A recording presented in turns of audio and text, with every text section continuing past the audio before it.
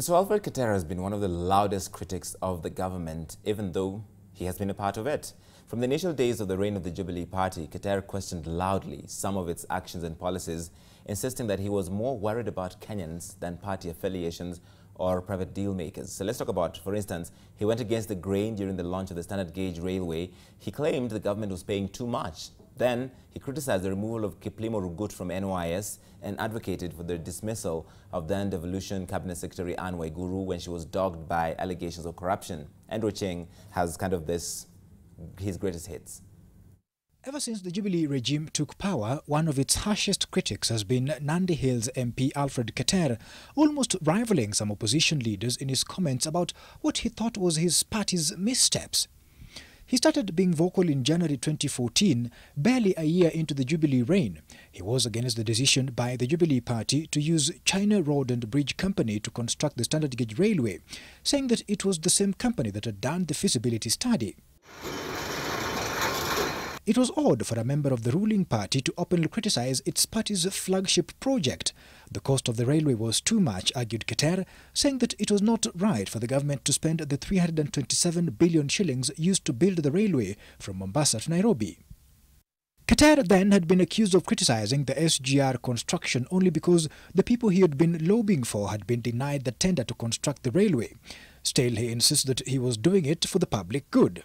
I want to put it to you that I'm challenging the railway scandal or the railway project because, one, they didn't follow the constitution. When it went to government, and I want to say, and I want to repeat again to all Kenyans who are watching us and to this committee, that in procurement law, there is nothing like government to government.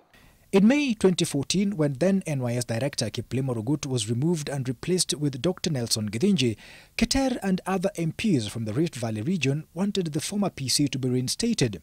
One of his most vocal criticism against his party was his campaign against then devolution Cabinet Secretary Anne Waiguru.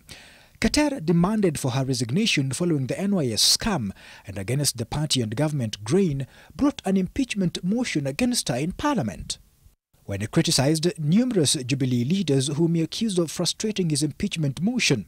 These included the leader of Majority Aden Duale and the Speaker of the National Assembly, Justin Muturi.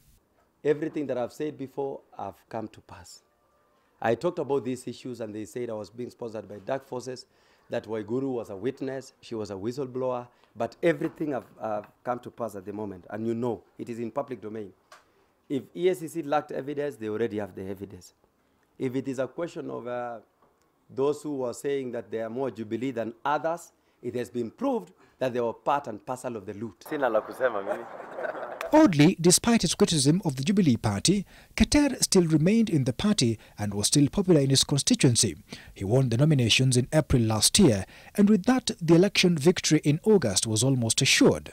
Coming back to Parliament for a second term, the rebellion started immediately. Against the party directive, he vied to be the chairman of the Labour Committee and won. The party then pushed for its members in the committee to vote out Keter.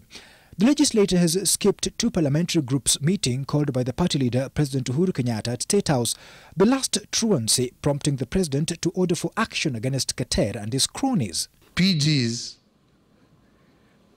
are not voluntary, they are mandatory. They are mandatory.